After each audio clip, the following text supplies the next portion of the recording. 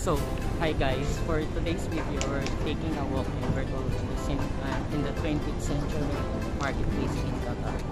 So, ano ba yung makikita natin dito guys? So, ito yung pinaka